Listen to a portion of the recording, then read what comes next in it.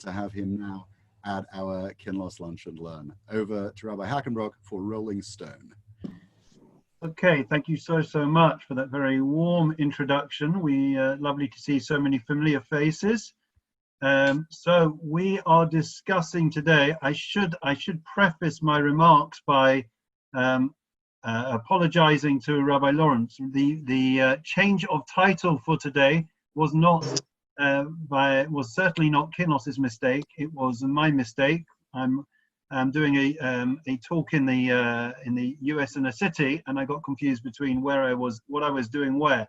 So we are speaking today about I Am a Rock, or Rolling Stones, and of course that is the main topic of conversation and the topic in the parsha relating to chukas. So what I want to do is I'm going to share the screen in a minute. I'm going to try and share the screen. I'm sure you're all experts with all of this, so I'll do my best. I'm not as technologically advanced as Rabbi Lawrence, but by way of introduction, we know from a very superficial read of the Torah portion that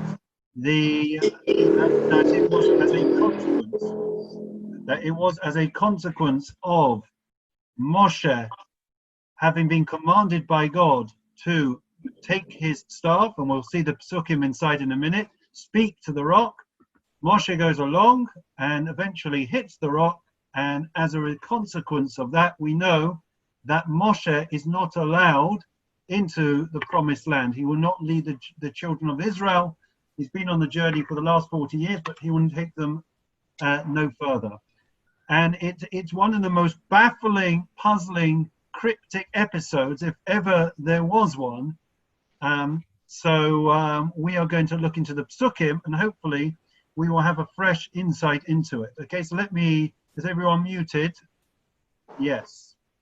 Okay, so let me share, see if we can share the screen. Mute.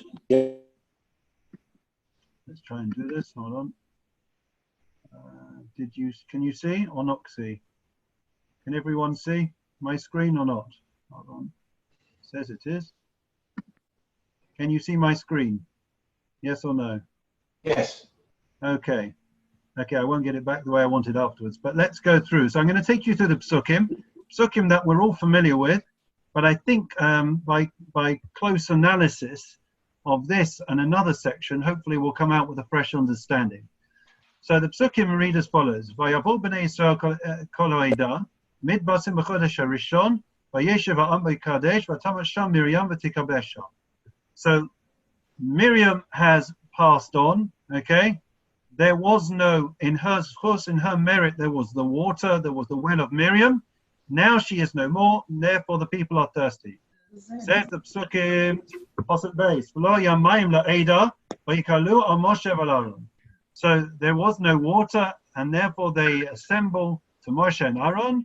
Vayarev im Moshe vayomru le'mo v'lu gavanu b'gva achenu lifnei Hashem.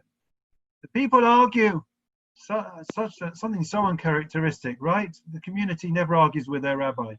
Anyways, the people quarreled with Moshe, and they said, "Lu gavanu achenu lifnei Hashem. If only we had died with the death of our brothers before Hashem." Lama, let's go on. Lama haveisem es kahal Hashem el midbar hazeh lamusham anachnu v'yireinu. Why have you brought us? You brought this kehillah to the desert that we should die with our livestock, right? Why should we die here? Lama lisonu mitzrayim lavi osunu el makom hazeh v'lo makom zera atenu v'gefen v'rimon mayim mayim nishtos.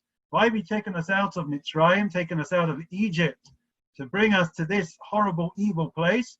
It's not a place like we imagined, a place of growth, a place of luscious fruits, of figs and trees and grapevines and pomegranates. There's no water to drink. So what happens? So Moshe and Aaron tellingly moved to the Oyel Moed to speak to God. So they moved to the tent of the Oyel Moed, the tent of meeting. They fell on their faces, and the glory of Hashem appeared in front of them.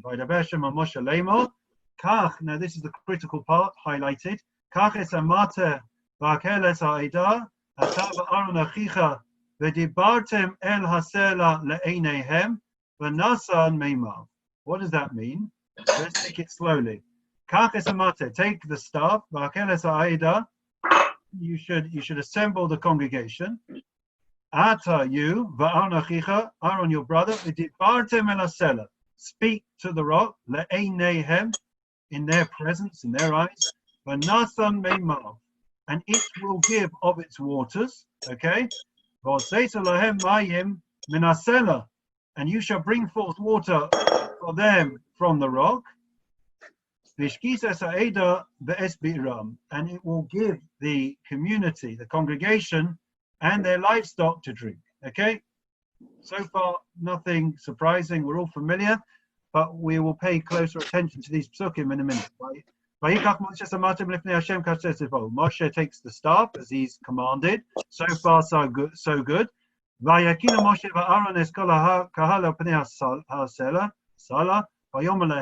So they all assemble around this rock. What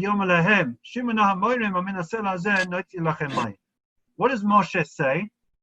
In front of the rock, they've all gathered around. Now listen, you rebels, can we draw water from you from this rock? Moshe raises his hand. He smites the rock twice with his staff.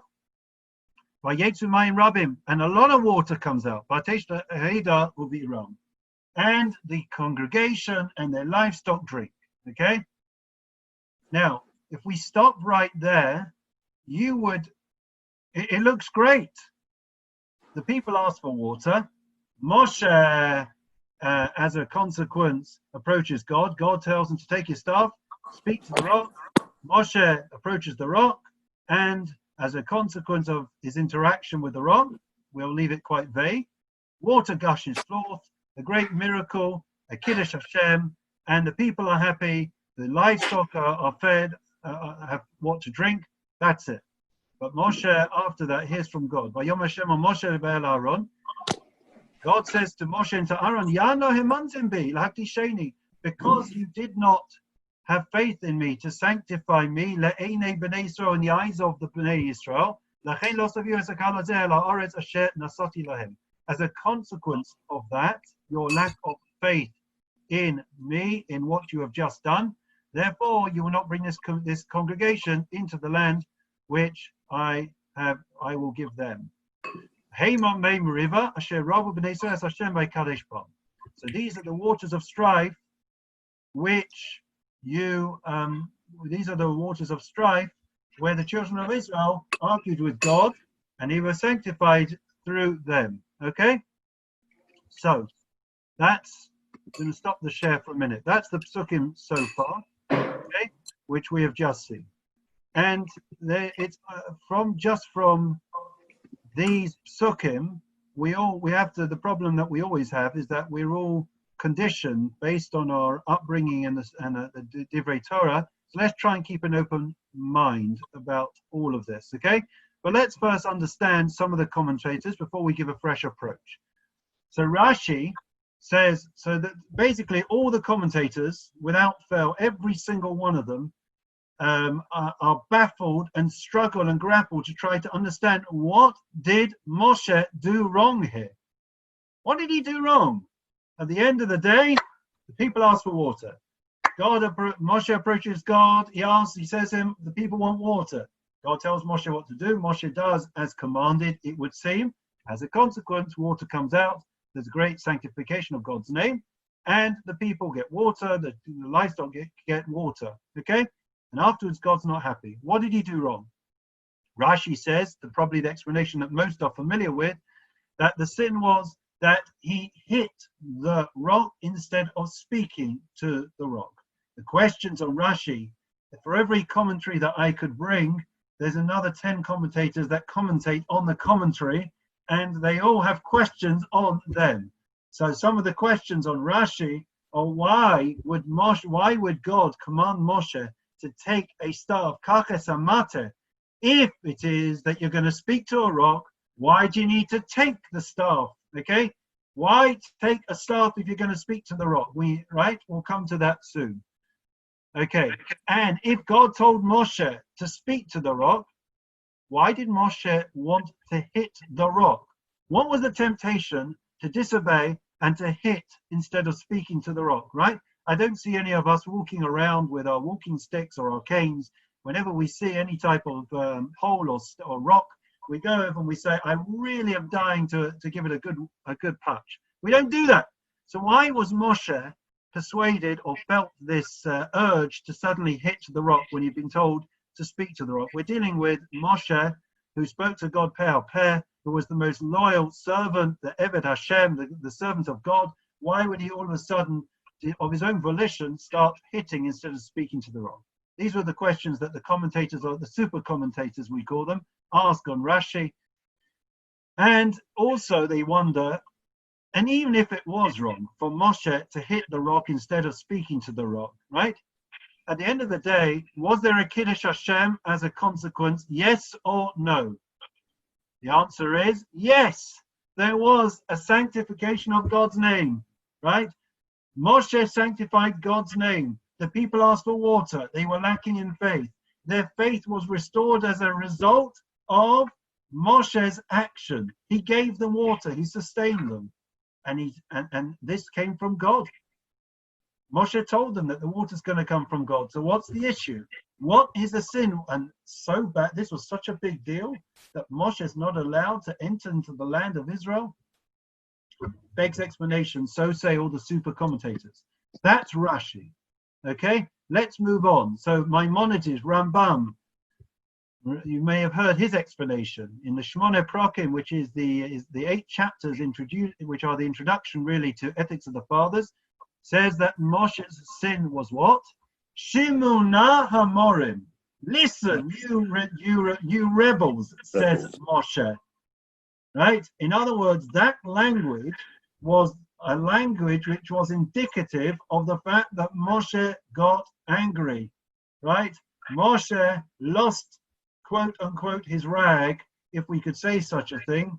Right? So, and they assumed that this is what the Maimonides says. If Moshe has got angry, it must be, says the Jewish people, that God is angry with us. Moshe is a reflection as the servant of God, the messenger of God. So whatever he says or demonstrates, it comes from on high. So if Moshe is angry, God must be angry with us. That, says Maimonides, was the mistake and the error that Moshe made in being angry, and therefore the people jumped to the wrong conclusion. Nachmanides, Ramban, based on the Rabbeinu Hananel, says that he was associating this miracle, this wonder, with himself. How does that show? We will take out water, says Moshe about himself and Aaron. We will draw out water from this rock. Is Moshe the one that is performing the miracles? Or is God performing the miracles? How could Moshe choose to attribute or mislead, quote unquote, the Jewish people that it was in any way responsible or capable of producing this? It came from God, from on high. Okay? So therefore, Ramban says that the associating this miracle with himself was the mistake and the fault by Moshe. Rabbi Yosef Albo says that the mistake was the verse that we said that was in between. The people made a request, and then before Moshe actually responds to the request for water, what does he do? He goes to the Ohel Moed. He goes to the tent of meeting. Okay? Says Rabbi Yosef Albo, Moshe should have addressed that need immediately. He should not have gone to the tent of meeting whilst the people had this tremendous thirst for water. He should have immediately stood in front of the rock and have faith that God would have provided the water. One of the commentators actually says that he counts that there are 13 main explanations and permutations as to thesis in terms of Moshe's sin. And he says Poor Moshe. One sin he did, and all the commentators turn it into 13 different sins. And in fact, it gets even worse.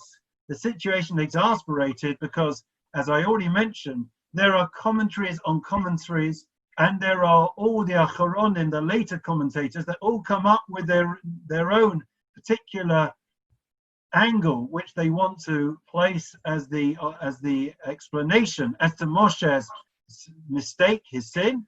And therefore, there is, without exaggeration, probably 100 different theses as to what Moshe's error and mistake is. Now, I know that there was, although it's called Lunch and Learn, we don't eat lunch together, and that allows a longer share. I am not going to go through 100 explanations in the course of this share. But what I am going to do, what I would like you to do, is to share with you one explanation.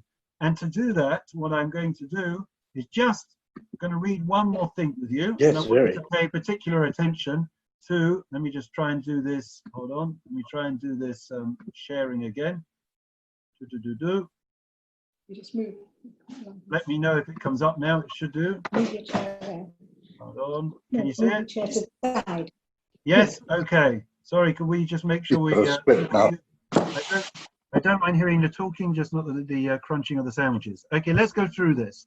So we are all aware. Yeah. Can you hear me? Because I can't. Can someone give me a thumbs up? Can you hear?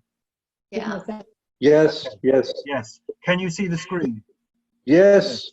Okay, so there are two instances that we are all aware of where Moshe received complaints from the Jewish people about water. The one which we just demonstrated, and we spoke about this coming week's Torah portion, Chukat, but there is another one, a much earlier one, which is not as well known, and that is in Parshas Beshalach, around a month after the Jewish people had left Egypt. Okay, and we're going to look at those psukim right now. They should be on your screen, I hope. Okay, so people have left. I'm going to summarize it because I want to get through quite a bit still. So you'll see. Well, let's read it through. We'll read it through the first part in English. I'll summarize it, and then we'll do a few in Hebrew, the critical ones. So the Jewish people have traveled from Sin and they're encamped in Rephidim. There was no water for the Jewish people. And Vayarev ha'amim Moshe, verse 2, they quarreled with Moshe and they asked for water again. And the people were very thirsty and they cry out, Vayitzak. I'm going to read it in Hebrew now because I want you to pay attention to what to the differences between this and what we saw earlier, which we're going to analyze. It's in yellow ink, okay? Vayitzak Moshe el Hashem leimor. Ma eseh la'am hazeh od ma'at l'skaluni. Apologies to those that are on Facebook. We'll put up the sheet afterwards. Okay, so Moshe cried out to Hashem saying, what shall I do for this people? Just a little longer and they will stone me. Vayom Hashem o Moshe, Avo lifnei ha'am v'kach itcha miziknei Yisrael omatcha she'kisa ba'or bo ha'es ha'yo'or kach b'yadcha v'alachta. And Hashem said to Moshe, pass before the people, take with you some of the Zikanim, Ziknei Yisrael, the elders, and take in your hand the mater, the staff, the same staff which Moshe used for the makkos, for the plagues, for the wonders, and split the sea, etc. Okay, and take it, right? And hineni oimed lifnei lefonecha shamal atzur b'chorev v'kita b'atzur v'yetzim menu mayim v'shasa am v'yaskei Moshe le'nei Ziknei Yisrael. Now pay attention closely to this passage, this verse. Behold, Binini Omed Lefanecha, I'm standing there before you. Al Hatzor B'Chorev, on the rock in Chorev. Okay? V'kita Batzor, and you shall strike the rock. V'yatzu Mimenu Mayim, water will come out of it. V'shasa Am, and the people will drink. Vayaskei Moshe le'nei Ziknei Yisrael. And the people will drink, and Moshe did so before the eyes of the elders of Israel. Okay, that is all we need for today. Okay, in terms of sharing and seeing verses inside. Okay, so let me just, whoops, can you still see me? Yeah. If I can get this up, bear with me 1 second. Okay, almost there. Okay, I'm back with you. So there are some key differences between what we saw in Chukat and what we saw in Beshalach. Can anybody name me any differences? There are two main differences. The main differences. Can anyone name one? Moshe took the elders with him. Okay, yeah, but I'm looking for something more to do with, remember, we're discussing about the hitting of the rock and that miracle that happened. There are two main differences. Anyone else? Anyone want to suggest anything? God didn't demand that he spoke to the rock this time. Okay, yeah, that's an obvious one. That's true, absolutely. So that one is an obvious one that we all know, that Moshe didn't demand that Moshe speak the first time, but he commanded him to hit the rock. There are two more that are more subtle, but yet they are there. I'm going to help you out, so we keep going, okay? Rabbi, it's Leonard here. I think from what I perceive is that one of the gentlemen gave him instruction, you will hit the rock, and the other one, he's told him that the water will come from the rock. In other words, you hit the rock, you don't have trust in me, you've got no faith in me, so he got a little bit angry. Okay, I hear. So we'll come back to that a bit later on, but let me share with you two obvious, well, one of them is obvious and one of them is far less obvious. The first one was the language, okay? The language that's used for the rock is different between Chukat and Beshalach, between the first portion that we saw and the second. What do I mean? That we saw the words Sela, the Dibarta El HaSela, to speak to the rock. Where was that? That was in our parsha, in Chukat. When we spoke about it in Beshalach, the word that was used was a tzur. Okay, a tzur. To hit the tzur. V'kita et hatzur. To smite and hit the rock. Two words for rock, right? But different words were used. That's point number one. Number two, which is more subtle, but these subtle differences are going to make a difference, as it always is the case, is that we notice that the language in regards to the miracle, the way it occurred, is slightly different. So in our portion, Chukat, okay, I'm not going to go backwards and forwards. You'll look at the Hebrew inside afterwards again. So the language is that the water that came out was it was its own waters. The water came out from the rock, but it was its own waters that came out. Okay, that's the literal translation. When we look at Parshas Beshalach and we speak about the water coming out there, a lot of water came out. It doesn't mention that it came out from within the rock, okay? So that is two differences. Differences in language, difference in the words that were used between the rocks in both instances, and in the way that the miracle occurred. So let's go on so that we can see everything, okay? So there is a Medrash Yalkut Shmoni, which I'm going to share with you rather than do inside. I'm going to paraphrase it. It's actually quoted by the Kliyaka, and he says as follows. In Parshas Chukas, when it says, V'dibarta el hasela, you should speak to the rock, the Medrash says that you should learn from the rock. God told Moshe to teach the children of Israel one chapter. Learn by the rock one chapter. Now that's crazy, right? And what exactly does that mean? And another difference, the Medrash says a difference between the two stories is it's a difference between a young child and a grown-up child, okay? Again, what exactly is going on? We're talking about hitting a rock. What has that got to do with a young child and an older child? And why would Moshe be told, which is what the Medrash is suggesting, that Moshe should teach a chapter of Torah by the rock? He should teach the children of Israel in Parshas Chukas, okay? Specifically, it says it there. It doesn't say it in relation to Parshas Beshalach. So I want to share with you, based on this Medrash and these questions, an approach there are many approaches we could take, but I think it's quite a refreshing approach of the Tzemach Tzedek. Tzemach Tzedek, who was one of the Hasidic masters, and his approach is the approach which is also similarities between that and the Malbim and others. But let's have a look at what he says. So he bases it on the language. So we mentioned already the difference between rocks. There's rocks and there's rocks, okay? What do I mean there's rocks and there's rocks? So in English, it doesn't make a difference. I can have a million words for table or for a rock. It doesn't really change what is the actual item. That's not so with Hebrew, okay? As many of you will be familiar, the words in English for objects or for things or for anything is association. We have decided to call this table a table. There's no inherent reason why it has to be called a table, right? There's no great significance to it being called a table. For whatever reason, historically, it became known as a table, and so it is. That's not so with the Hebrew language.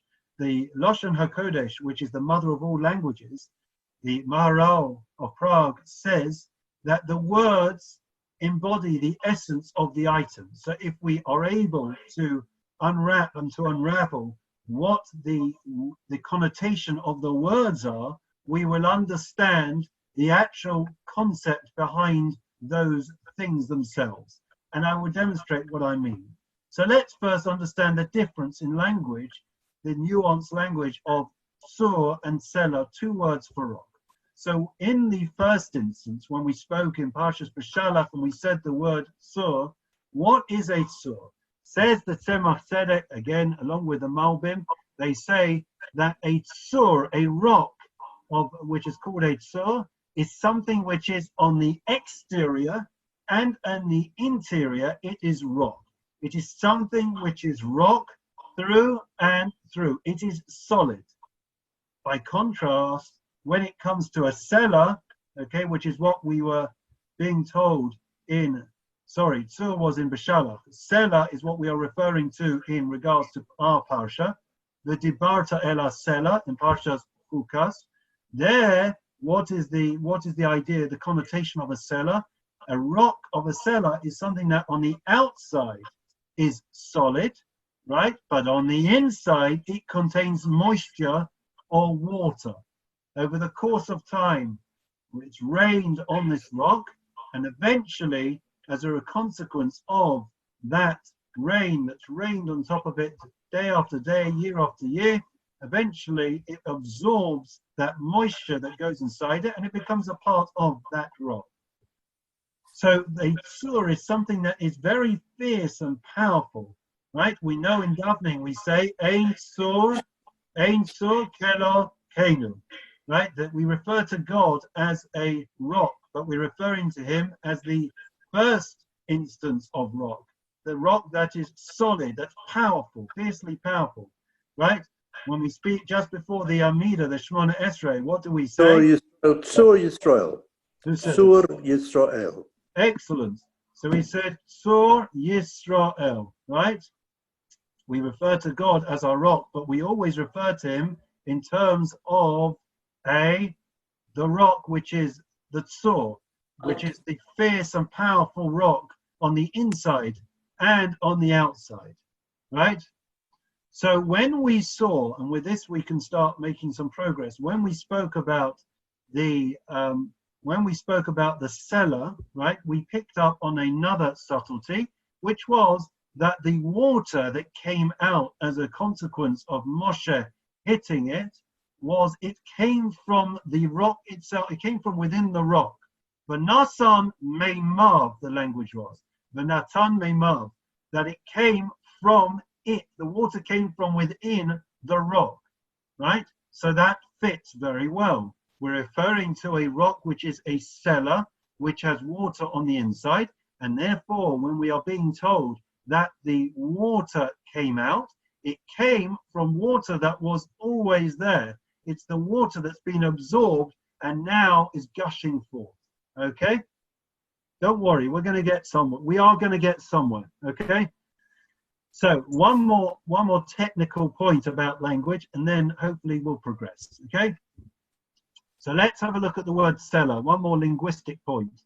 The word seller, okay, is made up of 3 letters. What are the 3 letters? Samach, come on. Lamed. Lamed and Hey. Hey. Iron. ayin. Okay, so let's now have a look. There is the letter themselves, but the letter can be written out in full. What do I mean? You can pronounce the letter on its own and write it out. So Samach, if you wrote that in English, you'd write it S-A-M-E-C-H, let's say, for example. But in Hebrew, it also can be written out in full. Samach, Mem, final Chaf. Now let's do that with all 3. And if you imagine, or if you write it down one underneath the other. So Sel has 3 letters. The first letter is a Samach, right? So that's Samach Mem Hey. Sorry, Samach Mem final Kaf. Next letter is in the word Selah is Lamed. So that is 3 letters again. Lamed Mem Dalet. Okay, and the third one, right? Ein. Is Ayin, right? The third letter of Selah, the word for rock in our parsha, is an Ayin. Selah, the final letter is Ayin. And if you write that out in full, it writes Ayin, Yud, final Nun. Take the middle, what is the essence, the middle of those 3 letters which are spelled out in full, and you started with a mem, you had a yud, and you have a mem. So you have the word mayim for water. In other words, in the middle of the selah, spelled out in full, is mayim. Everyone see that? You Yes. could write out again the word for selah, the word for rock in chukat. You can write out each of those letters in full, the way you would pronounce the letter on its own. And if you take the middle letters of each of them, it spells mem yud mem, which is mayim for water. In other words, what we are saying is that the same way that the word linguistically, right, the word selah, we are saying physically on the outside it is rock, and on the inside it is water. So linguistically, it is also water on the inside. So both physically and linguistically, we see that it is rock on the outside and water within, right? This is as opposed to the shalach, where with the first instance of hitting the rock, which is a tzur, which doesn't have that inner dimension of natural water. Okay, so far, all we have done in 32 minutes, is that we have seen that physically there is a difference between the 2 instances of hitting the rocks. The 2 rocks were different, substantively different. One was a selah, one was a tzur. One was a rock through and through.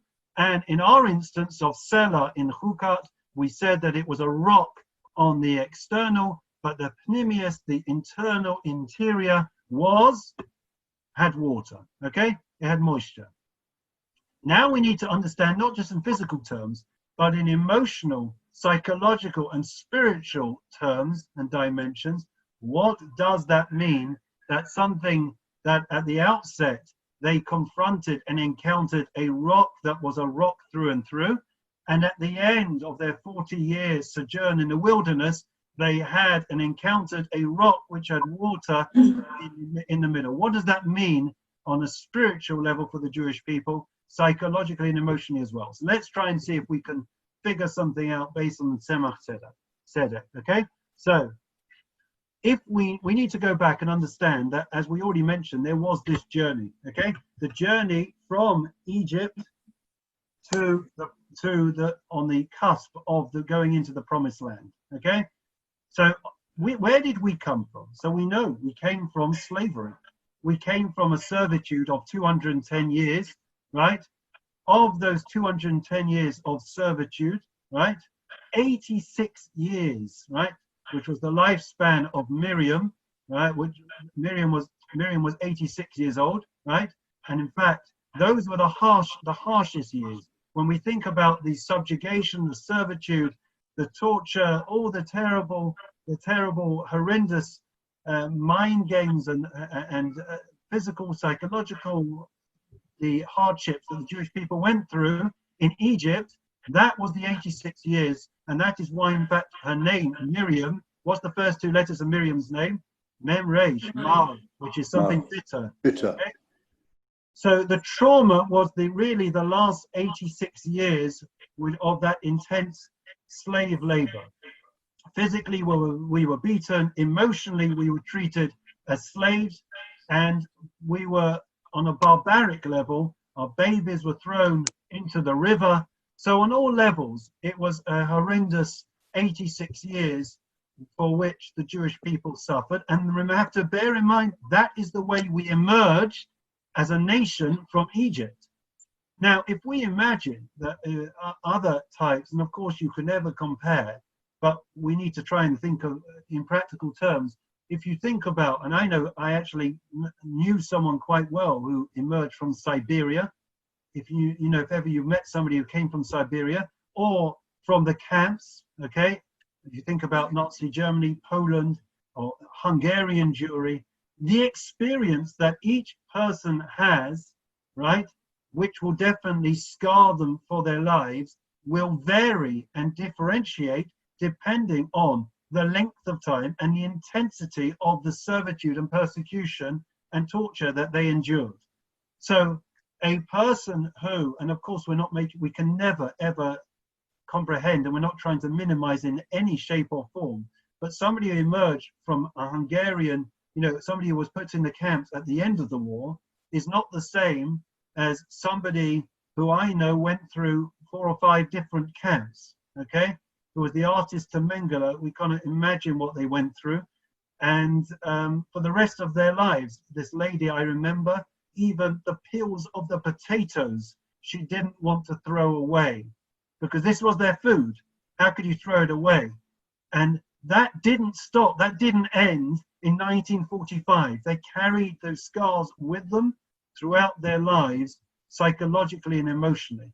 And so therefore, what the point that I'm trying to make is that it would vary the degree of those scars and the pain and the angst and anguish depending on where they were and the extent of their experience. So if we think about the initial, those which have been there, the Jewish people, remember at the outset when Moshe is hitting the rock after the first month, they are still slaves. They've come out of Egypt. But for the last, as long as they've known, all they have known is servitude, subjugation, torture, right? Hardship. They've been treated on all levels like slaves, right? Now, how do you discipline a slave? So you treat them very harshly. You treat them brutally, right? There is no individuality. There is no opinion, right? A slave is somebody who's under the master's control, and if you don't listen, then you're going to whip them, right? Now, there are different ways that you can control a slave or somebody who's under your watch or somebody you want to keep strict discipline. One can be physical abuse, then there can be verbal abuse. The way that one speaks to somebody else could also be very harsh. Although we say in English, sticks and stones may break my bones, right? That's not strictly true. And sometimes the harshest things are not so much the scars that one wears on one's skin, because those heal over the course of time, generally speaking, but it is the stigma, the labeling, the bullying, the words that were said that psychologically can scar a person for life. And therefore, the point is that the Jews left Egypt, but the mentality, the inner turmoil that they suffered and struggled with in Egypt, that stayed with them. They had not cultivated a language yet of freedom. Let me give you an example of what I mean. In 1991, in May, some of you may recall that there was Mitzvah Shlomo, Operation Solomon, right? They came on planes from Ethiopia, and Israel brought them over an incredible operation. I think it was in May 91. And when they brought these Ethiopians over, and in fact, I met them, I did a program with some of them in 94, actually. So I can relate to this story. They brought them over from Ethiopia, and on the plains, they gave each and every one of them a toothbrush. Do you know what they did on the plains when they gave them a toothbrush? Each of them took that toothbrush and started trying to clean their shoes. They had no idea. It was a different language. They had no idea about brushing their teeth. For them, they'd walked through the desert to come to Israel. Now, the only thing they could think that one could use with a brush is to brush off the dust from one's shoes. When we think about water, what is water? We know that water is the life force in the world, right? We cannot survive without water. Most of our bodies are made up of water. A baby develops in an amniotic sac. We know that Rabbi Kiva, when it came to the Romans, the analogy that he gave of learning Torah when his life was threatened was what? Was the fact that it's like a fish out of water, right? We Jews, he said, cannot survive without being in water, without being in our world of Torah. And therefore, the first time that the Jewish people thirst water, and the Moshe is told by God to hit that rock to get water out, right? Why is Moshe being told by God to hit the rock? If you imagine a young born child, a baby, right? And that baby needs to go to bed. And I've tried this recently just to prove the point to you all. And you say to your 2-year-old, right, up you go into your bed, and you don't come out till 7 o'clock in the morning. That baby is not going to listen to you, okay? There is no way that child is going to listen. It's a baby with a baby's mentality.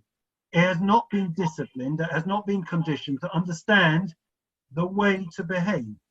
And therefore, what you need to do is to use force, quote unquote, in order that that child should listen to you. So when you put the baby to bed, you put the baby physically to bed, right? And so on and so forth. And therefore, traditionally, and I'm not condoning in any way smacking, okay, or hitting, but we have to, if we use it as the analogy that is used by the Midrash, when the Jewish people when we think about traditional discipline, what was used by all people, all societies, was smacking or hitting, be it in schools or at home, right? There was and that was because it was felt that there was a need to instill discipline and a physical toughness. Now, everyone agrees that an impulsive anger would be wrong because the child becomes the victim due to your lack of control. But there was, and I'm not saying we should do it now, make it clear, I'm not condoning hitting, but there was the argument for many, many years that there was a need to be tough and to be firm with kids, not to get angry and to unleash one's anger, but to firmly discipline so that the child would learn discipline and boundaries when they grew up. And therefore, the first hitting of the rock by Moshe was at the outset when we were still with a slave mentality.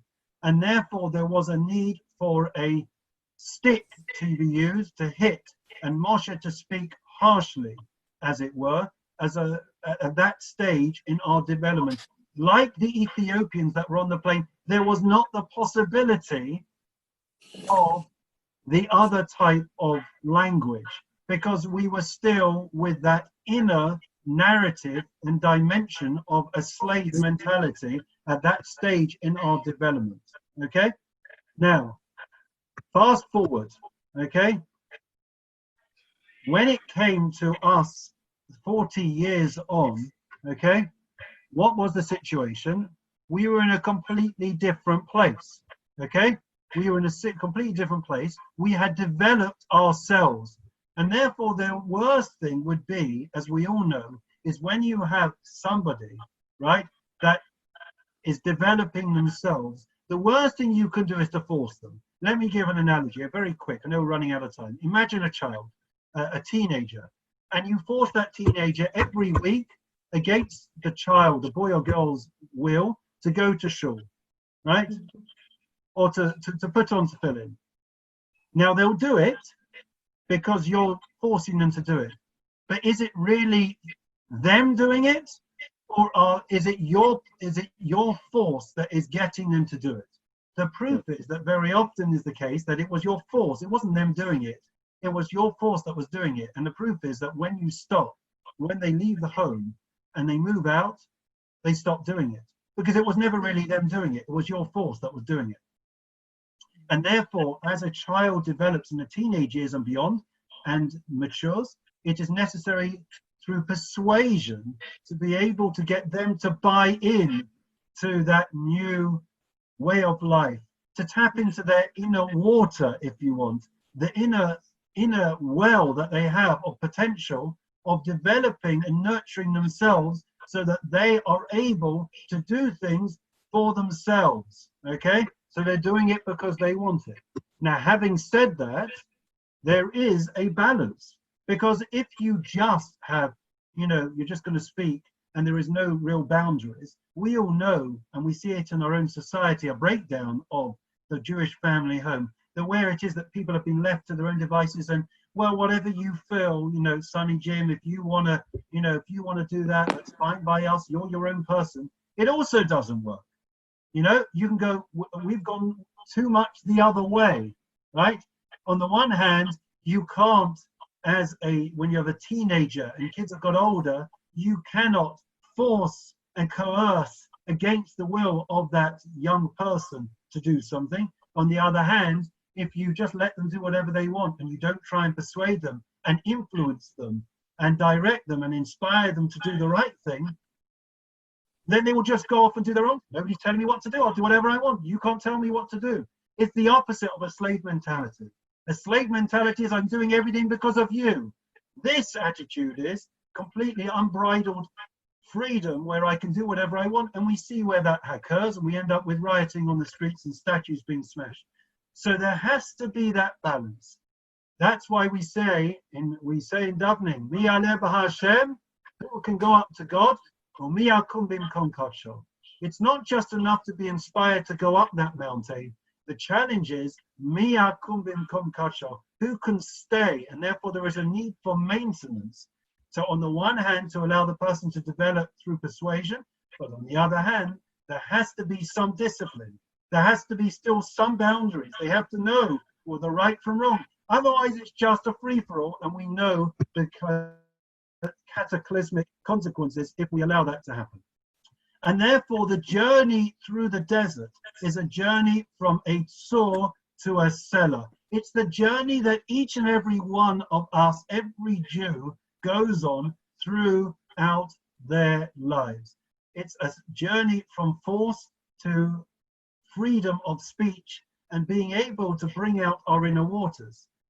But we have to recognize, if we are really honest with ourselves and go through an introspection, we recognize that there are elements within ourselves which are still unbridled, which are still lacking control. We have the wild horse. We have this rebellious streak that we all have, if we're honest, in some dimension of our lives, and that still needs to be harnessed and controlled. There is that need, despite the move to the V'dibarta el hasela, to speak to that rock, there is still a need for some control to maintain the self-control. Now, what's very interesting, and I know we're running out of time, so I'm going to try and fit it all in, is there is, as we've said, that need to maintain the discipline, despite the fact that you are allowing this inner water to start coming out, to emerging, that individuality to be expressed, the creativity to come out of the individual of the person. We say in Shmini Atzeres and Tfilas HaGeshem, and this is really confusing. We speak to God and we say to him that he should bring water. Why? Al asher hashalach hazeh asher lahach. Vayechoch. 1 minute. Hashalach hazeh, hold on. Yes. It's hazeh asher lahach. The word, I don't know the whole language here, but it's on the fact that Moshe took his rod and he hit the rock. And the reference to that is to the hitting of the rock, not in the first instance, but in the second instance. You with me? In our parsha. Now that is baffling.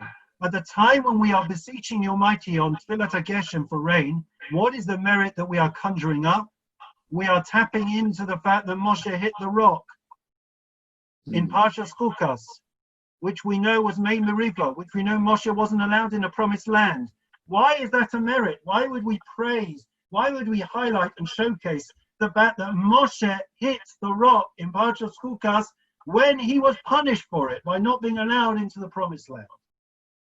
The Medrash Tanchuma says as follows, and with this we'll have a beautiful ending. Bear with me for 4 or 5 minutes more, and then you'll understand. We'll wrap it up. Medrash Tanchuma says that God says to Moshe a story. Now, obviously, Moshe was told that he's not going to be allowed into the promised land. Okay, that was a death blow to Moshe. Right? Moshe was dreaming of going into the land of Israel and being able to lead the Jewish people. So God tells Moshe a story.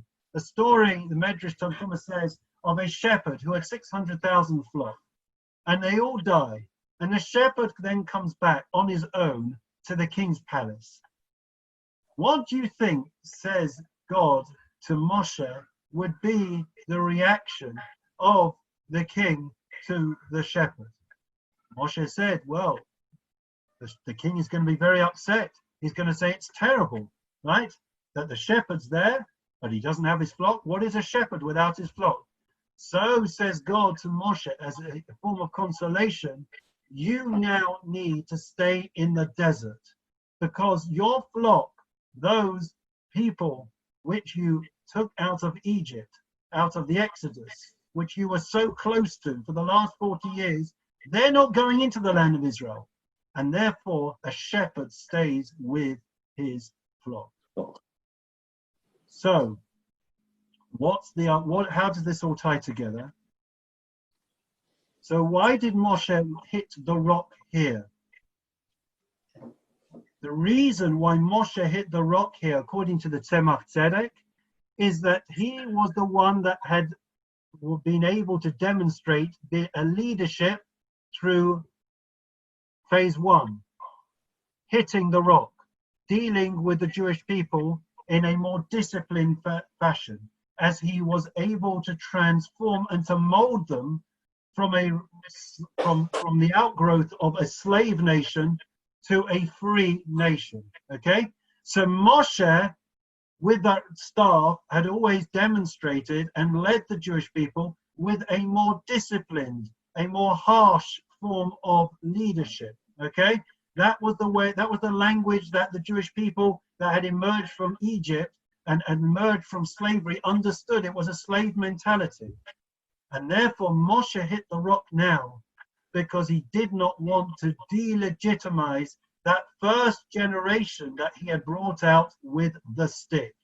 The new generation of Israel, the children that were going to enter into the land of Israel, they would have a new language. They would be communicated with V'dibarta el Asela.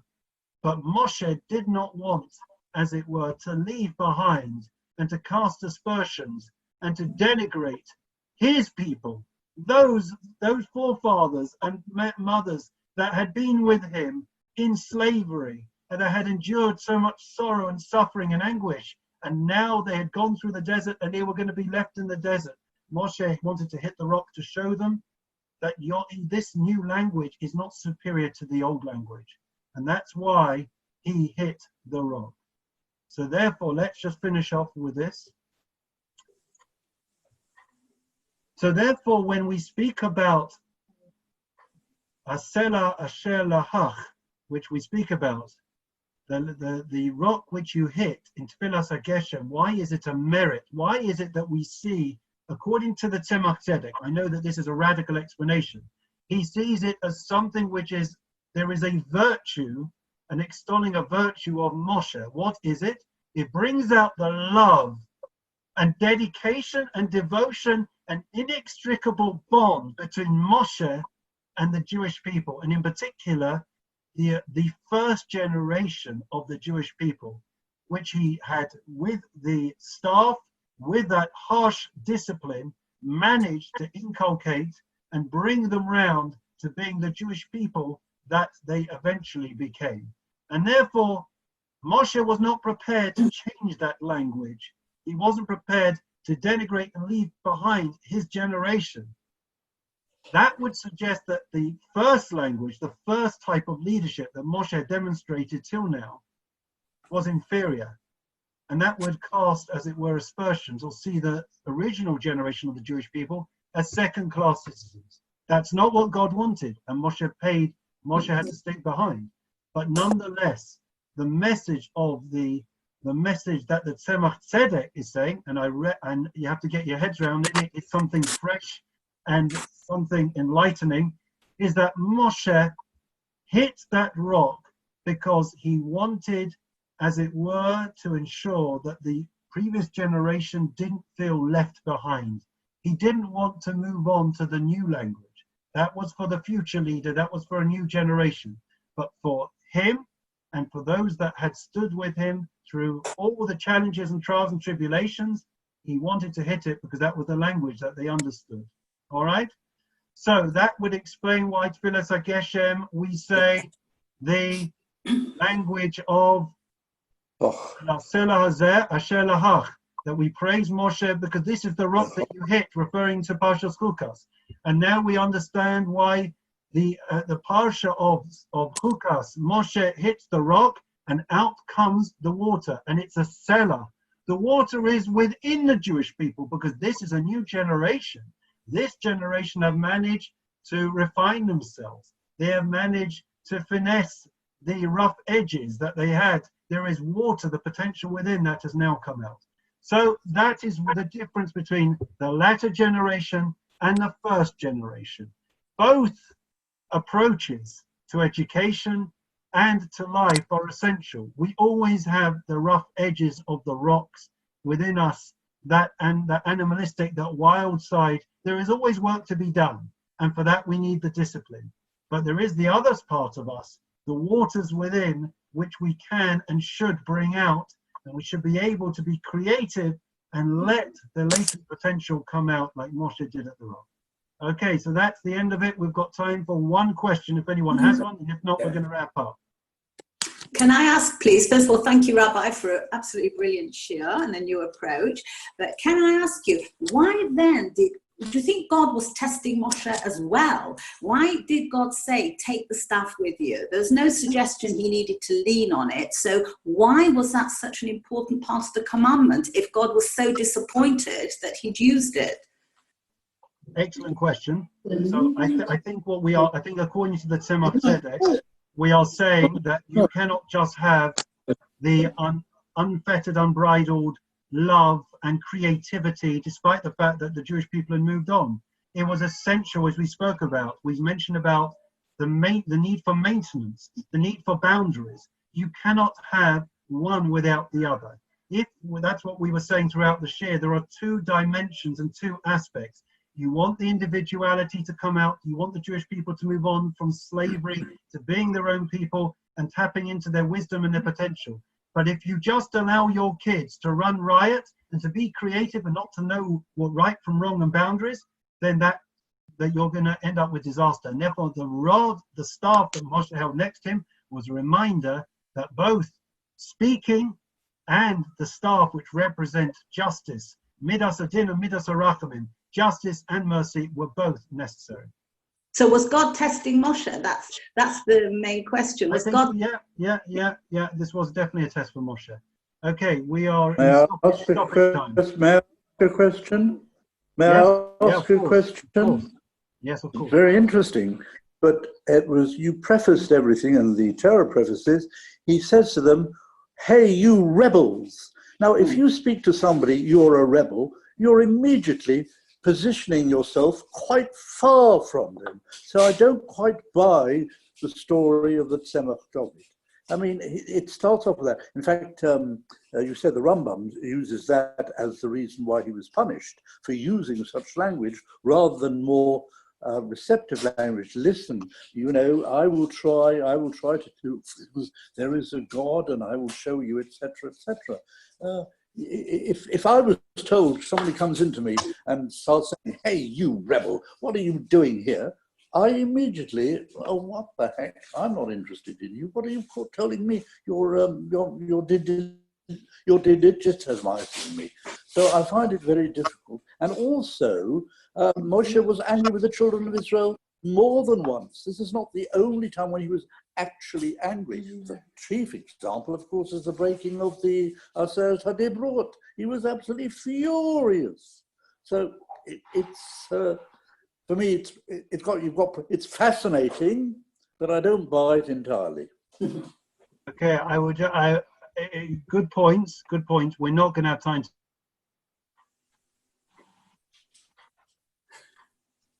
But the rebels. Okay. You're frozen. Because the time. You're frozen, Rabbi. It's because of time. We've lost him. Time's up. You're lost, Rabbi. Frozen. Yeah, time's up. Time's up. Yeah, the link's still there. Thank you very much. It was wonderful talk. It's been wonderful. Excellent. Fire, Give him Rabbi. a moment. I thought it was very interesting, It's been a actually. joy. I'd like to thank Rabbi Lawrence in particular for inviting me, and it's always It's gone again. Quiet. Right. Rabbi Hackenbroch, you're cutting God in the out. future, but without it, when we want you to come when you're safe, when it's healthy, and without a mask, so that we can all see your beautiful face and your beard, and then we look forward to it. Thank you very much indeed, and thank you so much for joining us Quiet. on our Lunch and Learn. Thank you. And Thank next you week, all. we have Rabbi Wayland. Please join us on Thursday evening for our tour of Israel, Jerusalem with Rabbi Yaakov Aram. Please sign up for that on kinloss.org.uk/tour. And also we have on Sunday evening at 8:15 p.m. a really good panel on Are We Blind to Racism Within Our Community, where I've got we have on the panel Stephen Bush, who is in charge of the Board of Deputies Commission on Interracial Equality and Inclusivity in the community, and we have the head of the Association for Ethiopian Jewry in Israel,